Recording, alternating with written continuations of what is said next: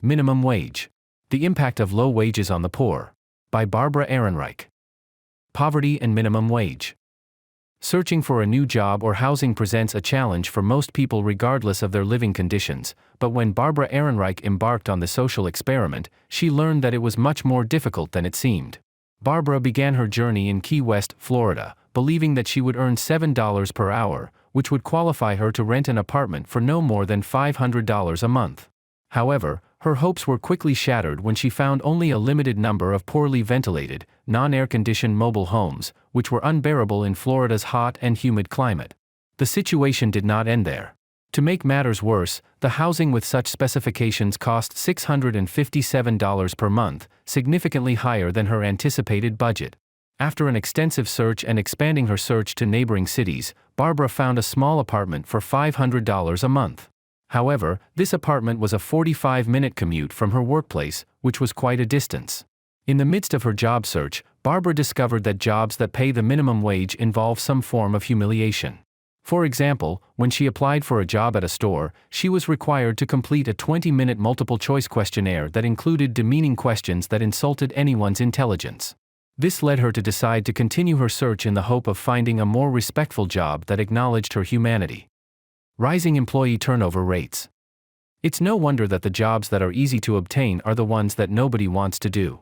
However, what surprised Barbara was the high turnover rate in minimum wage jobs she applied for. She generally responded to job advertisements in the local newspaper's employment section and came across about 20 hotels seeking janitorial staff. When she applied for these jobs and received no response, she realized that these positions were not yet vacant. The hotels were proactively assembling an alternative team, anticipating that their main team would inevitably leave abruptly due to increased work pressures and poor conditions. After a period of searching, Barbara settled for a waitress position in a restaurant, finally experiencing the toil of work for meager pay in reality.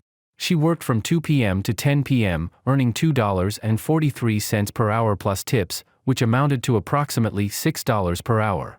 Despite the meager wage, the job was more demanding than she had expected.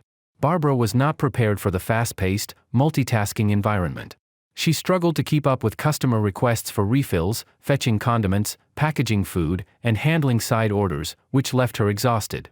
Additionally, she had to learn how to use a touchscreen computer for taking orders, adding another challenge to the list of burdens weighing her down. Poverty, housing crises, and hidden costs. Working in a full-time job is an exhausting endeavor that can only be alleviated by having a quiet and comfortable place to return to at the end of a hard day. However, when Barbara became acquainted with her colleagues at work, she realized the limited luxury available to them outside of work. For example, Claude the cook did not have much space in his home. He shared a small 2-bedroom apartment with 3 other people. These harsh living conditions made Barbara aware of the hidden costs incurred by low-wage earners. Living in a home like Claude's left him stuck in a weekly or monthly rent that was higher than usual because it lacked a kitchen. As a result, Claude and his roommates were forced to buy expensive ready-made meals, which not only added financial strain but also posed health risks, highlighting the link between poverty and poor health conditions. For more information, you can check out summaries of our books on our channel. Thank you for your valuable time.